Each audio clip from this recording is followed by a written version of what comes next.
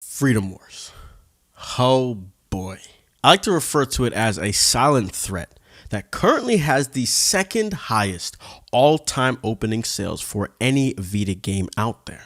If we were only comparing first-party titles, this one would be first, coming in at a whopping 188,000 copies sold in its first week and going through 80 to 100% of its initial shipment, pushing the PS Vita's hardware sales up by 10,000 units, pitting it neck and neck with the juggernaut known as the 3DS during their July 2014 Media Crate numbers. The king sitting at number 1, you might be asking? That would be God Eater 2 Rage Burst, which is a sequel to a known franchise that holds the title, sitting at 234,000 sales in its first week. Like I said, when comparing first-party titles, Freedom Wars is first, beating out juggernauts like Bloodborne and The Last of Us Part 2. So just to recap, to this day, Freedom Wars is at the top for highest openings from a first-party title in Japan.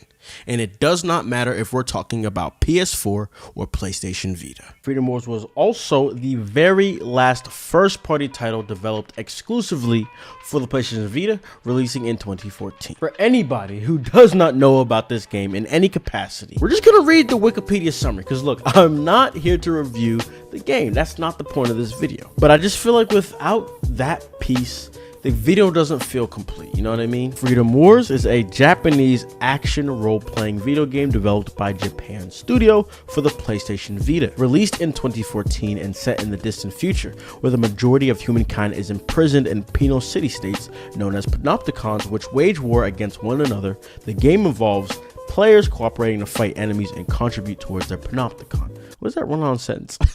The game was one of the most successful first-party PlayStation Vita titles in Japan, achieving the second highest all-time opening sales for Vita software sold there, just like I had told you guys. So I wasn't lying. The biggest quirk of the game was upon starting, you're slapped with a 1,000,000 years prison sentence, and even the slightest mistakes would cause that to go up. Your goal is to serve the sentence and become free, while uncovering the mysteries that go on in and outside of your specific panopticon. This JRPG from Japan Studio, despite going through a rocky development, being handled by 3 studios, Dimps, Shift, and Japan Studio, is to this day one of, if not the most influential games in the hunting genre. In this video, we are going to learn what makes Freedom Wars influential and why this seems to be the Vita's biggest, yet underappreciated gems. Along with that, highlight the most iconic places we've seen Freedom Wars' innovation influence other hunters, including the father of it all.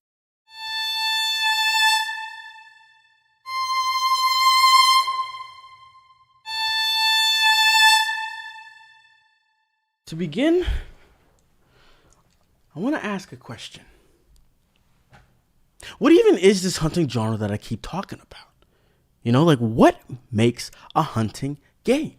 Before we get into it, I think it's time to mention some of our sponsors. Because yes, I have more than one. You know how I do. Nobody is sponsoring you, dude. Stop it. Yeah, you're right. You're right. But shout out to the J Squad member Matt for providing his insights, thoughts, and ultimately the idea for this video. Join today. When I think about it arbitrarily, I'm like, what the heck does make a hunting game? And at the same time, it's as if I do know what makes it, but I just have some trouble putting it into words. So I pitched the question to Matt, and honestly, he gave me exactly what I needed. The progression is the biggest factor and, in my opinion, the most important aspect when one begs the question, what makes a hunting game? It was one of those enlightening moments of like, wow, you're right. You're so right. You're so right. It's about discovering new monsters as you progress through the game and carving them for their part. Pause? Through this, you can begin crafting gear based on the parts, and as the monsters get harder, the gear gets stronger. It's this precise gameplay loop that got us all hooked, and it's also this precise gameplay loop that opens up a door of creativity that can be had while still conforming to that basic concept. The core and most important piece is the progression. Kill, create, improve, repeat. The specifics do not matter, okay? A hunting game simply aligns to that format. The same thing could actually be said for Souls-like games in that genre. Think about it, it's a confined creative space that has barriers but a wide open center.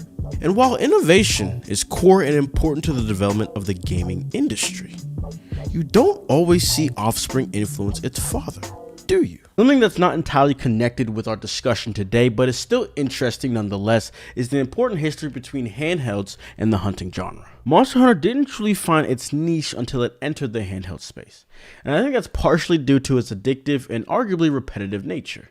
You know, it just kind of tends to fit better on a handheld device for on-the-go purposes. But that's a topic for another day.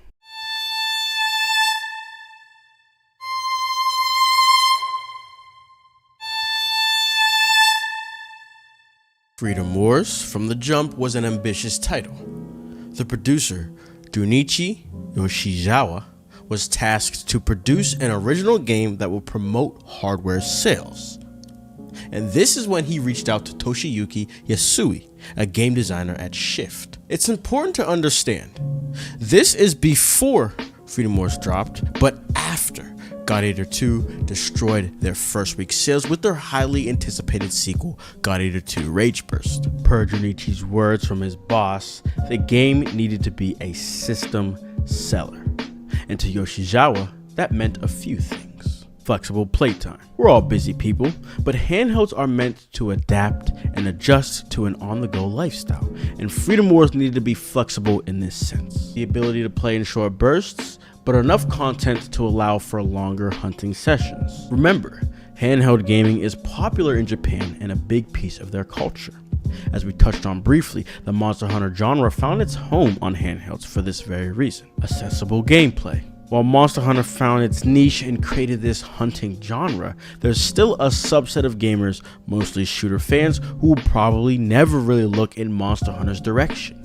But by having both Monster Hunter style combat plus third-person shooting options, you've now created a game that lets you choose your playstyle completely, and both are viable from start to end. For what feels like the first time, the game could be a full-blown shooting game, or a full-blown hack and slash hunter, with multiple options for each style. Additionally, he was told system seller, and by combining hack and slash plus third-person shooter, you naturally can appeal to a wider audience. It's honestly a combination that has rarely been attempted. Longevity. System sellers are usually games that shock the industry upon release, become widely loved, and ultimately a pillar as to why someone should own a specific console or system today or 3 to 5 years from now. One way to extend a game's life past a breathtaking story is adding online modes. Freedom Wars might be the only hunter game to offer a player versus player mode alongside the typical co-op. So how was Junichi Yoshizawa's execution? Let's break it down piece by piece. For flexible playtime, not much needs to be said about this, right?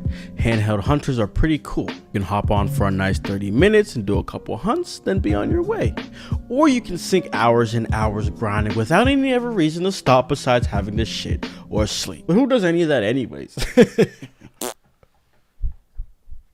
Oh God. And then comes the accessible gameplay. Honestly, quite frankly, this and the next point are the sole pillars of this video, right? It's between these two concepts that sets Freedom Wars apart from any other hunter and really any other game. Out of everything Freedom Wars had to offer, nothing comes close to its accessible way of allowing you to truly choose how you want to take on missions. Forget the story, complicated upgrading mechanic, and anything bad you've ever heard of the game. Its gameplay corrects all mistakes, in my opinion at least. And then comes the longevity. See, I'm a big PvP guy. You've probably heard it in a few of my recent videos, and it's the whole idea for my next video. I'm telling y'all, when I heard there was a PvP mode coming to this game, when I say it was a wrap, I'm not talking about Subway. No, this isn't Jimmy John's, bro. I'm talking about proposing to a female on site. Never even talked to her, and I had a ring. That's how ready I was. I do that kind of often, though, honestly. All right, bro. I'm getting out of here. Enough about Freedom Wars for just a second. I think it's time to switch gears, right? We need to discuss Freedom Wars' influence and what that looks like. For starters, Freedom Wars to me is almost like a futuristic evolution of the God Eater franchise, which is indicated by a few variables. One, most notably, shift played a key part in the game development, and two, the concept of dual options when hunting, a gun plus a close range weapon. And a third one, which honestly is a bit not true per se, but being story driven is not exactly common in hunters. We're seeing it now in the Monster Hunter franchise, but you could tell it's not the focus, right? Whereas in Freedom Wars, it was. What truly makes Freedom Wars influential is not from a singular innovation or expansion on a lesser tried concept, but the multiple innovations and expansions on these lesser tried concepts. And what's crazy is how it spans way past the conventional hunting genre that we're trying to focus on today. But the vast amount of video games who have dabbled with these feature sets that Freedom Wars presents, but they're not quite able to execute them just as well as Freedom Wars did. Plus, it opened my eyes to what the hunting genre could be, right? So when I'm playing Monster Hunter Rise, it didn't feel foreign from the perspective of I've never played a game like this before. It was just foreign from Monster Hunter specifically. So since there's a lot to this whole topic, let's break it down.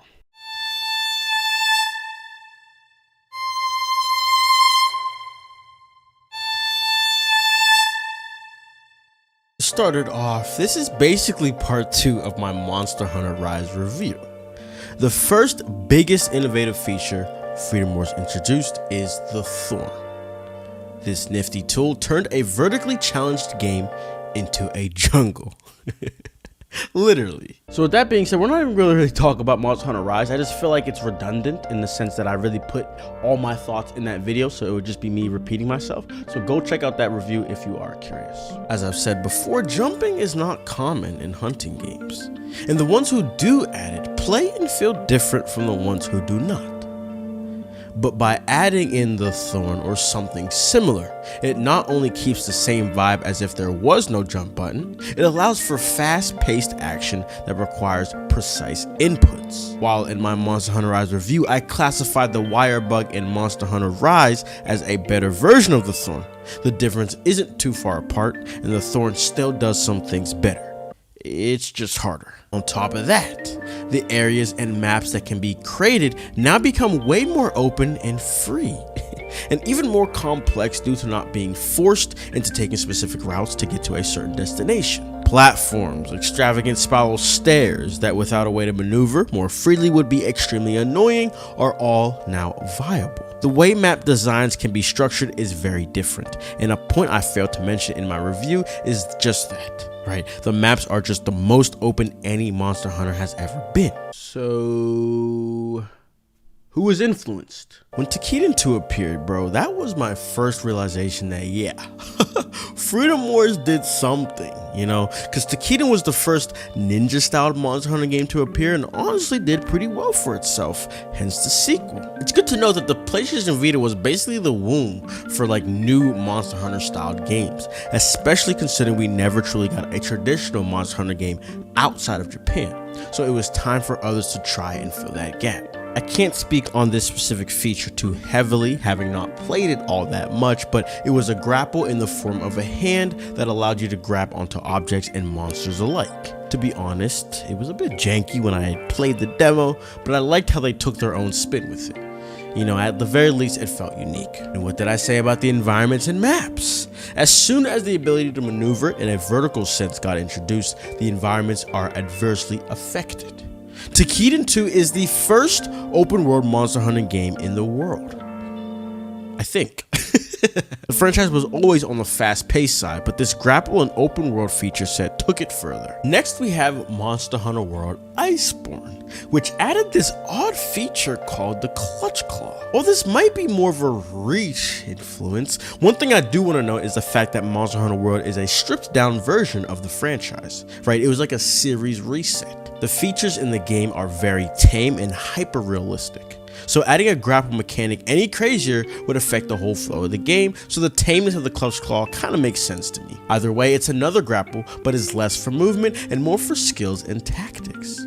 The difference is the Thorn and Wire Bug is more in the middle, with the thorn being a balance of both and the wire bug edging more towards movement. Switching gears a bit, this next section aligns to what I had mentioned earlier about expanding on lesser tried concepts. While I named this section The Influenced, I didn't particularly mean that Freedom Wars was doing all the influencing. God Eater was innovative in its own right back in the day, despite their complacency with God Eater 3.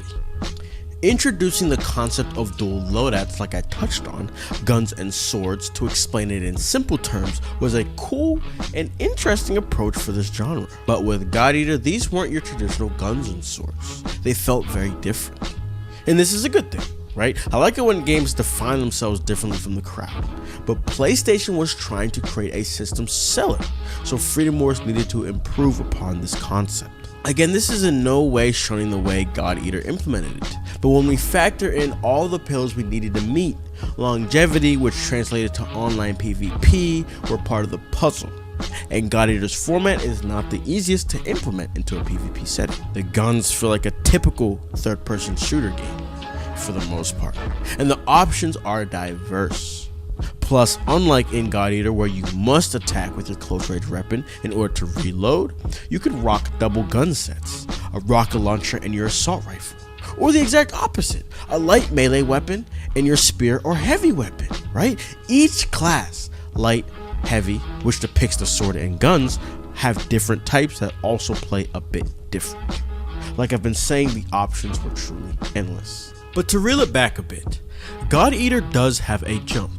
And just like Ragnarok Odyssey Ace, which I haven't touched on but I did show some gameplay earlier, we see some similarities in these games' flow. Fast paced. But this relates to this video with how the thorn mechanic has helped bridge the gap between a jump button, right, aiding in the speed of gameplay. And not only that, while it does take more skill to master and fully utilize, it can effectively be more useful than a jump button, allowing for increased mobility.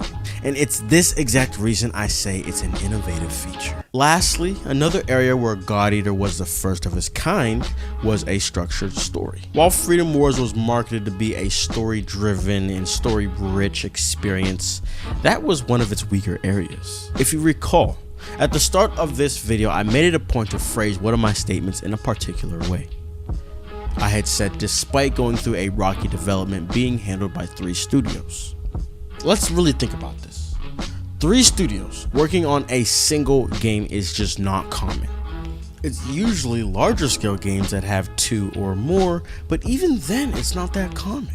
A theory of mine, based on how the game development went, is that the story had to be condensed, due to most likely being pretty expansive and robust. But it was a bit clear they were missing a lot of pieces. I personally enjoyed it for what it was, but definitely longed for a sequel so it could tie up some loose ends and have it be more fleshed out. But again, we're not too worried about that for now.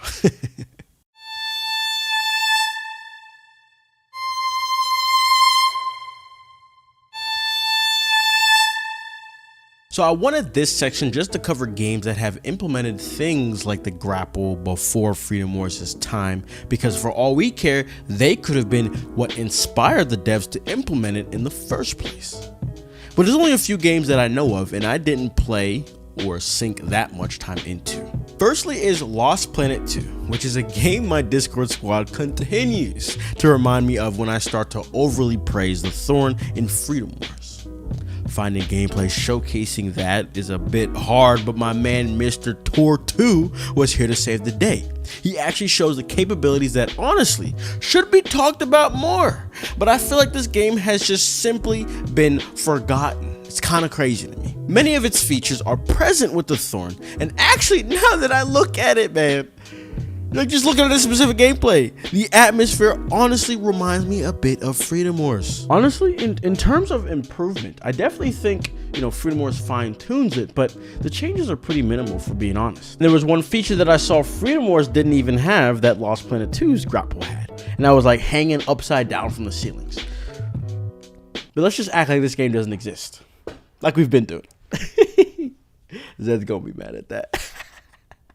Next up would be Sword Art Online Fatal Bullet. This is a game that I got history with. Long story short, Bandai Namco flew out to my city to interview me about the game in order to help shape its development. I received some cool gifts from the producer and whatnot, but guess what, boys? They didn't even give me the game when it released. And while it might sound like I'm spoiled or something, you just gotta understand, Hollow Realization, the game prior, I received the collector's edition plus the game itself. I literally own 2 copies. 2 freaking copies. It didn't make sense. And so on that front, I finally played the game about 1 to 2 years later when it dropped on the Switch. The funny part of this stupid story is how when I was being interviewed and asked questions based off what I had saw of the game prior to release, one could tell they were closely following Freedom Wars' shoes. And since I was still heavily interested in Freedom Wars at that time, I can't lie, but I made a lot of comments about it, which led to the producer saying something very, very crazy. He was like, "This game is gonna be better than Freedom Wars."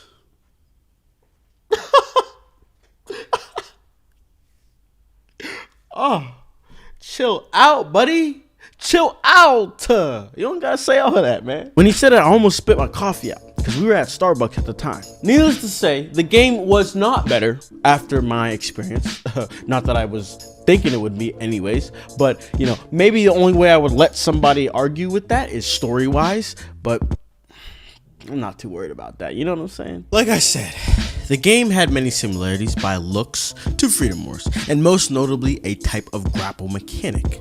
I don't have much to say about it besides this. Number 1, it's worse than the Thorn, even though it's very similar. And number 2, the biggest issue is how it just doesn't flow with the combat as smoothly as it does in Freedom Wars. Outside of that, Fatal Bullet had basically one melee weapon and the rest of your options were guns. And this was in unison with that specific SAO season, which I believe was Gun Gale Online, so you probably know how that goes. Past specific games in general, the last piece that I just want to highlight about Freedom Wars was their smooth implementation I noticed of hack and slash plus shooter mechanics. There's not many games out there that have the 2 options and balance it as well as Freedom Wars. Like I've mentioned multiple times, the fact that both options are viable feels just unreal. Think about it. What games out there have such a good 50-50 balance of hack and slash plus having the ability to shoot guns? And with that, we've come to the end of this video. I know that basically, I was praising Freedom Wars this whole time. There's other areas that obviously weren't the best, like the story that I mentioned. Another one that's notable would be the upgrading system.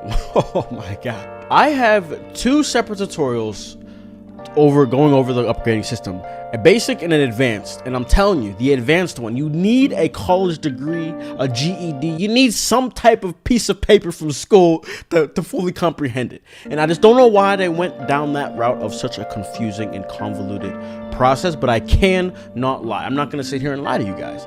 The RNG that is involved in it is kind of fulfilling when you get what you're looking for. But it's to the point where I barely ever made any other weapon because I wanted them to be perfect, and since it was such a tedious process to make it perfect, I just said, you know what, screw it. For my longtime subscribers, you know me, I'm always open for discussion, so you know the vibes. Get in them comments, let me know what y'all think about the things that I said in this video. But other than that, that is all I got to say. I hope you guys enjoyed. Be sure to leave a like, subscribe, and I will see you all in the next one. Peace.